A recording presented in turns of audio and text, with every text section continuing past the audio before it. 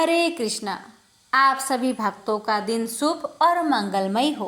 आज इस वीडियो में श्रवण करें मार्गशीर्ष महात्म कथा अध्याय 5। उससे पहले रसपान करते हैं बिहारी जी की कृपा की पावन कथा। कहते हैं ना, जो भी सच्चे मन से भगवान को पुकारता है बिहारी जी उसकी पुकार जरूर सुनते हैं। कथा बहुत सुंदर है, पूरा जरूर सुनिएगा और इस वीडियो को दूसरे भक्तों के पास भी शेयर कीजिएगा और कमेंट बॉक्स में बाके बिहारी भगवान जी की जय अवश्य लिखेगा।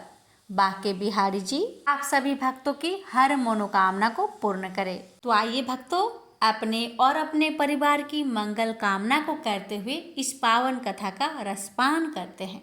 ये जो कथा है बाके बिहारी मंदिर की सबसे पुरानी लोक कथाओं में से एक है कि वज्र की भूमि पर लंबे समय तक शासन करने वाले राज्यों में से एक राजस्थान की राजकुमारी का जब वृंदावन में बिहारी जी की पूजा करने के लिए उद्देश्य से आना हुआ, तो जैसे ही राजकुमारी की नज़र बिहारी जी की त्रिभंग विग्रह पर पड़ी, वह बिहारी जी के प्रेम में पूर्णतः खो गई और उसने वहीं पर रहने का विचार किया।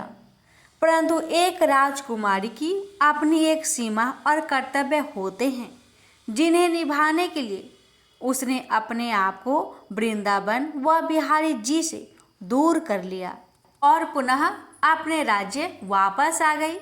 जिसके बाद उन्होंने फिर कभी भी वृंदावन जाने का नहीं सोचा और अपने मन की बिहारी जी को लेकर सभी भावनाओं को अपने मन में हमेशा के लिए रख लिया।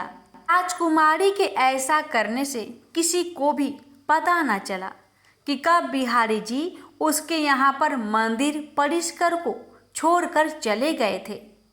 कुछ समय बाद जब मंदिर के पुजारी को पता चला कि मंदिर में बाके बिहारी की मूर्ति नहीं है, गोस्वामियों ने मूर्ति की खोज शुरू कर दी, जब तक कि उन्हें पता न चल गया कि मूर्ति राजकुमारी के पास सुरक्षित है और उनके द्वारा श्री बिहारी जी की पूजा की जा रही है। इस घटना से मंदिर के गोस्वामियों को यह ज्ञात हुआ कि बाके बिहारी अपने भक्तों की भक्ति के वशीभूत हो उनके साथ भी जा सकते हैं। एक बार एक पत्नी ने अपने पति को बड़ी मिन्नतों के बाद वृंदावन जाने के लिए मना लिया, जिसके बाद दोनों वृंदावन आकर बाके बिहारी मंदिर के दर्शन करने के लिए गए। वह दंपति वहां जाकर श्री बाके बिहारी जी के दर्शन करते और कुछ समय के लिए मंदिर परिसर में श्री बिहारी जी के सामने बैठ जाते। ऐसा करते करते बहुत दिन हुए। उसके बाद एक दिन पति ने अपनी पत्नी से पुनः घर लौटने की बात कही, जिस पर पत्नी ने कहा कि अगर मैं घर जाती हूँ तो मुझे श्री बाके बिहारी जी के दर्शन से वंचित होना पड़ेगा। यह कहकर वो रोने लगी और रोते रोते श्री बिहारी जी से प्रार्थना करने लगी, प्रभु मैं वापस अपने घर जा रही हूँ, पर आप हमेशा के लिए मेरे साथ मेरे पास ही रहना। इतना कहकर वह दंपति वापस अपने घर जाने के लिए रेलवे स्टेशन पहुंचने को घोड़ा गाड़ी में बैठकर जाने लगे। ठाकुर जी श्री बाके बिहारी जी एक गोप का रूप धरकर घोड़ा गाड़ी के पीछे दौड़ने लगे और उस दंपति को कहने लगे कि मैया मुझे भी अपने साथ ले चलिए। इस पर दंपति ने गोप से कहा कि हम तुम्हें नहीं जानते, तुम वापस अपने घर लौट जाओ। तब वह गोप दंपति से बहुत विनम्र विनती करने लगे। इसके कुछ समय बाद जब मंदिर के पुजारियों ने मंदिर परिसर के पट खोले, तब उन्हें पता चला कि मंदिर परिसर से श्री बाके बिहारी जी जा चुके हैं। बाके बिहारी जी के मंदिर में न रहने से पुजारीगण सब स्थिति को जान गए और उनका ध्यान उस दंपति की साधना पर गया। पुजारियों ने लोगों से उस दंपति के बारे में पूछा तो उन्हें पता चला कि वह दंपति तो पुनः अपने घर जाने के लिए रेलवे स्टेशन को निकल चुकी है। जैसे ही पुजारियों को यह पता चला, वह तुरंत ही उस दंपति के पीछे दौड़े। तब पुजारियों ने उस दंपति की घोड़ा गाड़ी को देखा तो उसमें गोप स्वरूप ठाकुर जी श्री बाके बिहारी जी बैठे थे। तब सेवायत पुजारियों द्वारा दंपति से विनती की गई कि आप इन्हें हमारे साथ भेज दे। तब उनके बीच वार्तालाप देख उनके मध्य से गायब हो गए। उसके बाद जब पुजारियों द्वारा मंदिर के पट खोले गए, तब उन्होंने बिहारी जी को पुनः उनके स्थान पर देख उनके दर्शन करे। इस वाक्य को देख दाम्पति जोड़े ने बाकी बिहारी जी की स्वयं कृपा देख संसार के मोह का पूर्णतः त्याग कर दिया और ठाकुर श्री बाके बिहारी जी के चरणों में अपने जीवन को पूर्णतः समर्पित कर दिया। ऐसे ही अनेकों कारणों से ठाकुर जी श्री बाके बिहारी जी की झांकी प्रथा अर्थात पर्दा प्रथा के दर्शन होते हैं। पुराणों में वर्णित है, श्री बाके बिहारी जी एक विग्रह के स्वरूप में मंदिर में विराजमान है, लेकिन वह अपने भक्तों की पुकार जरूर सुनते हैं। किंवदंतियों के अनुसार ऐसे ही एक पुकार ठाकुर जी बाके बिहारी जी ने अपने उड़ीसा के भक्त की सुनी थी।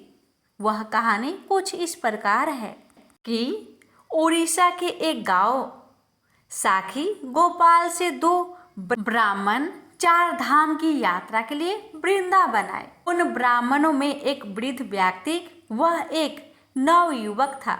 यात्रा करते में वृद्ध की तबीयत खराब होने पर जब उस नवयुवक ने उनकी अच्छे से देखभाल की, जिस पर वह वृद्ध खुश हो गया, उस युवक से अपनी बेटी की शादी करवाने की बात कहता है। और यह सब वार्तालाप बाके बिहारी जी के सामने हो रहा था। जब वह दोनों अपनी यात्रा पूर्ण कर वापस गांव पहुंचे तो वह वृद्ध व्यक्ति अपनी बात से मुकर गया। इस पर नवयुवक व्यक्ति ने बात सरपंच को कही। सरपंच ने सब बात जानने पर जब सरपंच ने वृद्ध व्यक्ति को बात पूछने के लिए बुलवाया तो वह मुकर गया और उस नवयुवक से कहा कि अगर तुम्हारे पास इस बात का कोई साक्ष्य है तो उसे सबके समक्ष प्रस्तुत करो। नवयुवक वृद्ध के कहने पर जब साक्ष्य लेने के लिए श्री वृंदावन धाम आ पहुंचा तो वह बाके बिहारी मंदिर में गया और बाके बिहारी जी को अपने साथ चलने के लिए कहने लगा। पर बिहारी जी बोले कि मैं कैसे तुम्हारे साथ चल सकता हूँ, मैं तो एक विग्रह मात्र हूँ। युवक ने कहा कि जब आप बात कर सकते हैं तो साथ में भी चल सकते हैं। जब युवक ने बाके बिहारी जी से साथ चलने को कहा तो बिहारी जी ने युवक के आगे एक शर्त रखी। बिहारी जी की शर्त ये थी कि मैं साथ चलूँगा, पर तुम कहीं पर भी रास्ते में पीछे मुड़कर नहीं देखोगे। तुमने रास्ते में जहाँ भी पीछे पलटकर देखा तो मैं उसी स्थान पर एक विग्रह रूप धारण कर लूँगा। युवक बिहारी जी की बात मान उन्हें अपने साथ ले गया। बहुत दूर चलने के बाद लगभग उड़ीसा गांव आ ही चुका था। जब युवक को बिहारी जी के पैरों की आवाज़ नहीं आई और उसने पीछे मुड़कर देख लिया, युवक के पीछे मुड़कर देखने पर बिहारी जी अपनी शर्त के अनुसार पुनः विग्रह स्वरूप में आ गए। तब युवक थोड़ा चिंतित हुआ और सभी गांव वालों को बुलाकर वहां ले आया, जिसे देख सभी लोग दंग रह गए और उस युवक की बात पर यकीन कर लिया कि जिस युवक के लिए खुद भगवान साक्षी बनकर आ सकते हैं, भला वो युवक कैसे झूठ बोल सकता है। इस सब साक्षी के बाद उस वृद्ध ने अपनी बेटी की शादी उस नवयुवक से कर दी और जहाँ पर बिहारी जी विग्रह रूप में ठहरे उस स्थान पर साक्षी गोपाल के नाम से एक मंदिर का निर्माण करा। उस युवक को वहाँ का सेवायत घोषित किया गया। यही है ठाकुर जी की अपने भक्त के प्रति दया। प्रेम से बोलिए श्री बाके बिहारी लाल की जय। मार्गशीर्ष महात्म्य कथा अध्याय 5। ब्रह्मा जी श्री विष्णु भगवान से बोले कि हे अजित, पंचामृत से स्नान कराने पर जो फल मिलता है और शंख में भरकर स्नान कराने से जो फल मिलता है, हे अच्युत, जो आप मुझे बतलाने की कृपा करें। श्री विष्णु भगवान ब्रह्मा जी से बोले कि जो मनुष्य मेरा दूध अभिषेक करता है उनको प्रत्येक बिंदु का पुण्य मिलता है। दूध से अभिषेक कराने की अपेक्षा 10 गुना अधिक फल दही से अभिषेक करने पर मिलता है। दही से 10 गुना अधिक फल घी से अभिषेक करने पर मिलता है। घी से 10 गुना अधिक फल मधु यानी शहद से अभिषेक करने पर मिलता है।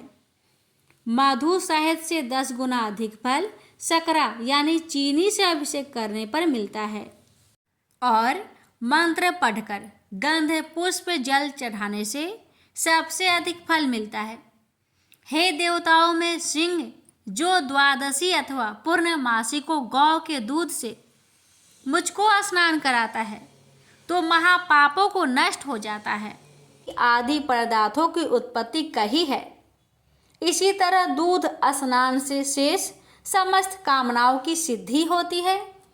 दूध स्नान से सौभाग्य की प्राप्ति, दही स्नान से मिष्ठान भोजन और घी से जो मुझको स्नान कराता है वह मेरे पूर को जाता है।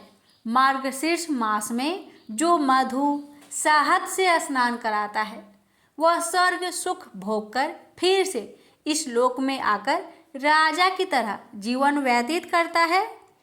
जो मार्गशीर्ष में दूध से मुझको स्नान करवाता है वह इस पृथ्वी पर गज अश्व रथ से पूर्ण राज्य को पाता है। हे पुत्रक, जो मार्गशीर्ष मास में मेरा परम भक्त श्रेष्ठ दूध से स्नान करवाता है वह स्वर्ग में जाकर श्रेष्ठ होता है और चंद्रलोक, इंद्रलोक, रुद्रलोक और वायुलोक में पूजित होता है। हे सूत, दूध से स्नान करवाने पर तेज और पुष्टि की वृद्धि होती है और दुर्भाग्य का नाश होता है। जो मनुष्य मार्गशीर्ष मास में मुझको पंचामृत से स्नान करवाता है, हे मानद, वह मनुष्य इस पृथ्वी पर बंधुगणों से शोचनीय नहीं होता।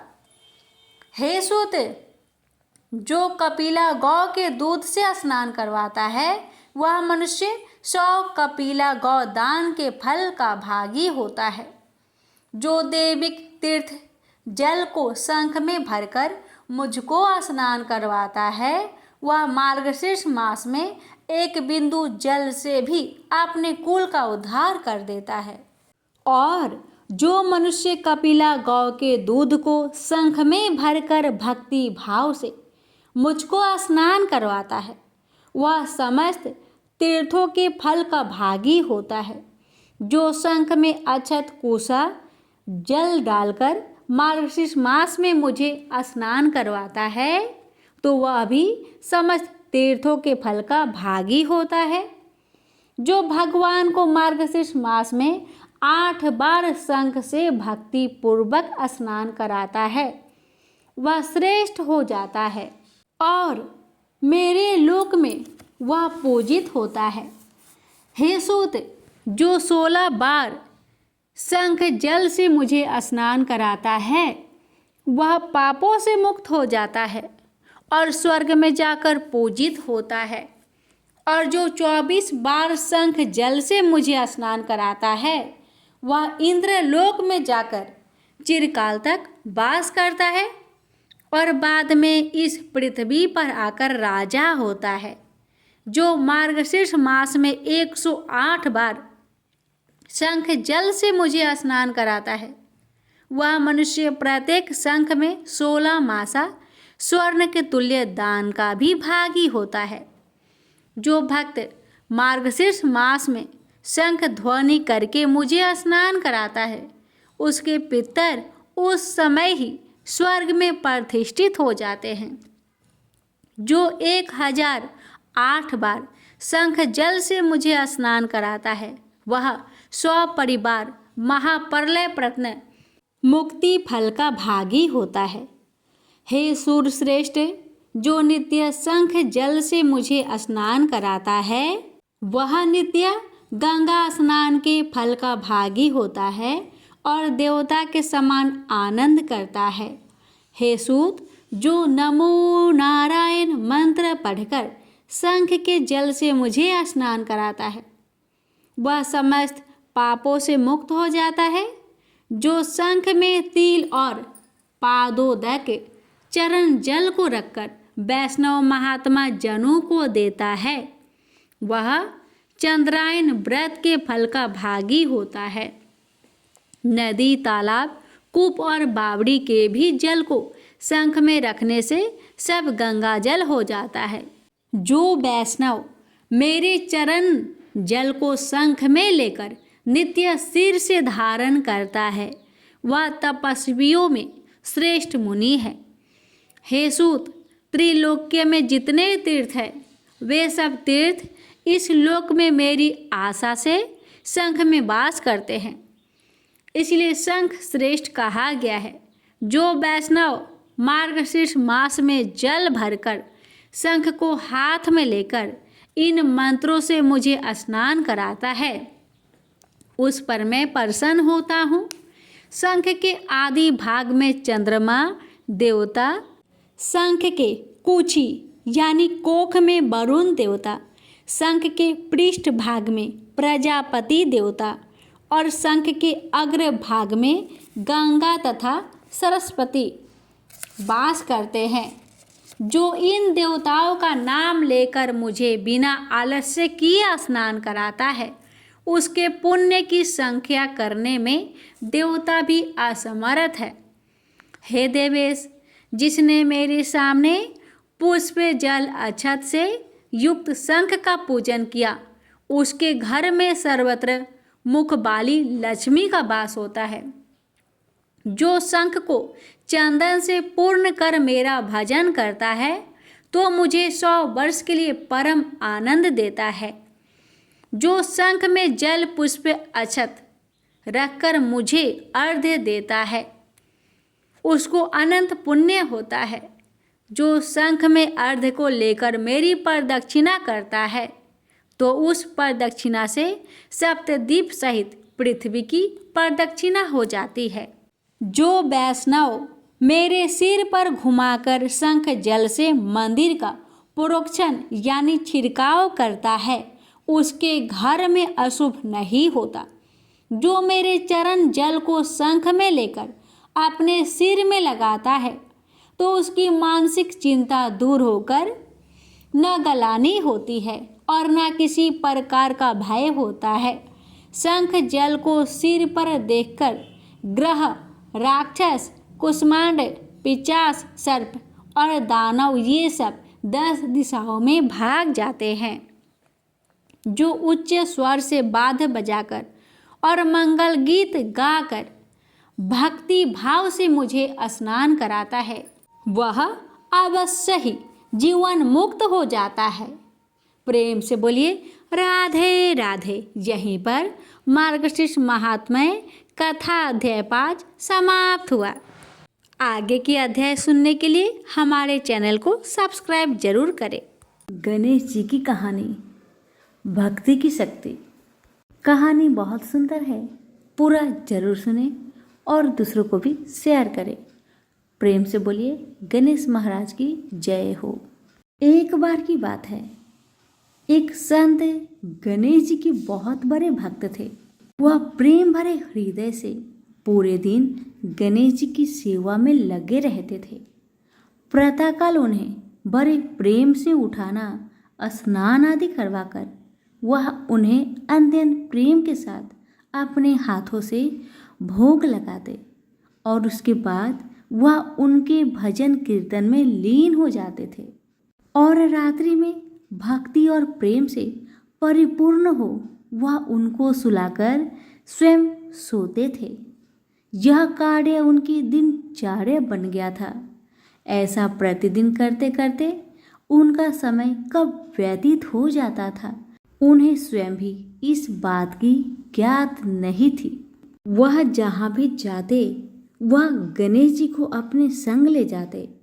हर क्षण उन्हें सिर्फ गणेश जी का ध्यान रहता।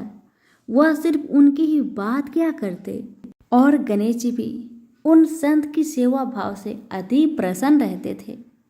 वो कहते हैं न कि भगवान को सिर्फ भक्त का प्रेम भरा हृदय चाहिए और कुछ भी नहीं। यह बात इस कहानी से सिद्ध हो जाती है कि भगवान को सिर्फ प्रेम और भक्ति की शक्ति से ही बस में किया जा सकता है। एक बार वह संत कुछ अन्य संतों के साथ ट्रेन की यात्रा कर रहे थे। वह संत अपने साथ गणेश जी को भी अपनी यात्रा में ले आए और अपनी साथ वाली सीट पर उन्हें विराजमान कर उनको प्रणाम किया। अब उन संत ने अन्य संतों के साथ मिलकर प्रभु की भक्ति में ओल प्रेत होकर प्रभु का भजन कीर्तन आरंभ कर दिए। गणेश भजन और कीर्तन की समाप्ति के पश्चात वह सभी संत प्रभु भक्ति की चर्चा में लीन हो गए और कब उनकी मंजिल आ गई उन्हें पता भी नहीं चला। सभी संत एक साथ ट्रेन से नीचे उतरकर स्टेशन से बाहर आ गए और आश्रम पहुंच गए। आश्रम में पहुंचकर जब उन संत का भोजन का समय हुआ तो उन संत ने सोचा कि गणेश जी के भोग का समय भी हो चुका होगा। बिना गणेश जी को भोग लगाए मैं भोजन कैसे ग्रहण कर सकता हूँ? और गणेश जी को भोग लगाने के लिए भोग की तैयारी करने लगे। किंतु यह क्या, जब वह संत भोग लगाने के लिए गणेश जी को अपने बक्से में से निकालने लगे तो गणेश जी तो वहां पर विराजमान थे ही नहीं। यह दृश्य देखकर संत को बहुत आघात लगा। वह अपने चारों तरफ गणेश जी को ढूंढने लगे किंतु गणेश जी नहीं मिले। वह संत निराश हो गए। अब उन्होंने अपनी व्यवस्था अन्य संतों से ही कही तो सभी संत मिलकर पूरे आश्रम में गणेश जी को ढूंढने लगे किंतु गणेश जी कहीं नहीं मिले। अब वह संत और ज्यादा निराश होने लगे। वह सोचने लगे कि बिना गणेश जी की मैं क्या करूँगा। यह बात सोचते सोचते उनके नेत्रों से अश्रु की धारा बहने लगी। यह देख अन्य संत उन सज्जन संत को समझाने लगे कि कोई बात नहीं, यदि आपके गणेश जी नहीं मिल रहे हैं तो हम आपको दूसरा गणेश जी लाकर दे देंगे, किंतु आप अपना मन हल्का मत करिए। किंतु वह संत नहीं माने। वह लगातार रोए जा रहे थे और यही कह रहे थे कि मुझे तो अपनी वही गणेश जी चाहिए जिनसे मैं रोज प्यार दुलार करता था।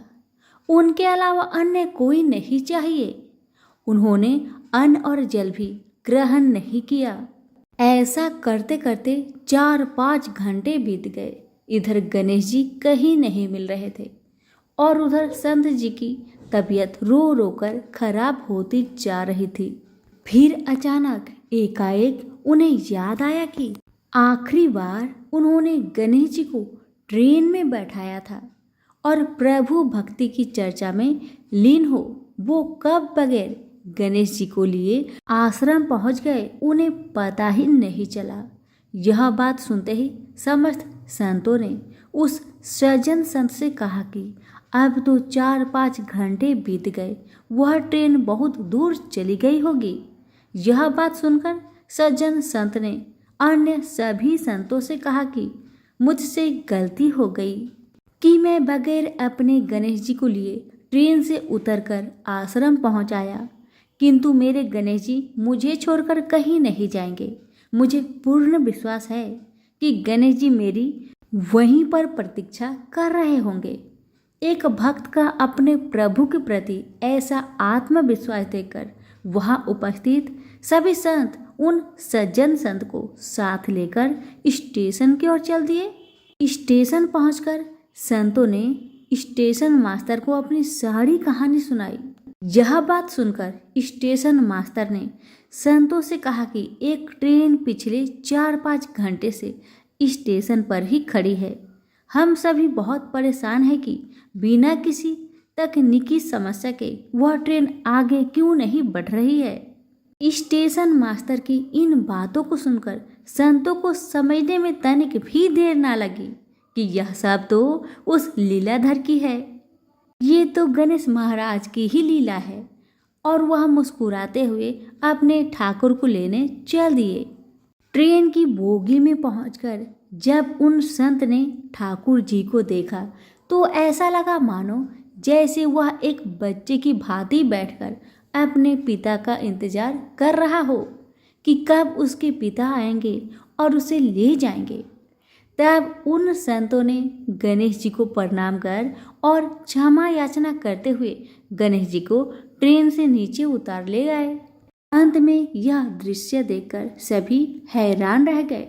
जब वह संत अपने गणेश जी को लेकर जैसे ही ट्रेन से नीचे उतरे वैसे ही वह ट्रेन भी चल दी, जो बिना किसी तकनीकी समस्या के स्टेशन पर पिछले 4-5 घंटे से खड़ी थी। वहां खड़े सभी स्वजन पुरुषों ने भक्ति की शक्ति का यह दृश्य देखकर सभी ने गणेश जी के चरणों में सत सत प्रणाम किया और आश्रम की ओर चल दिए। सभी प्रेम से बोले, गणेश महाराज की जय हो।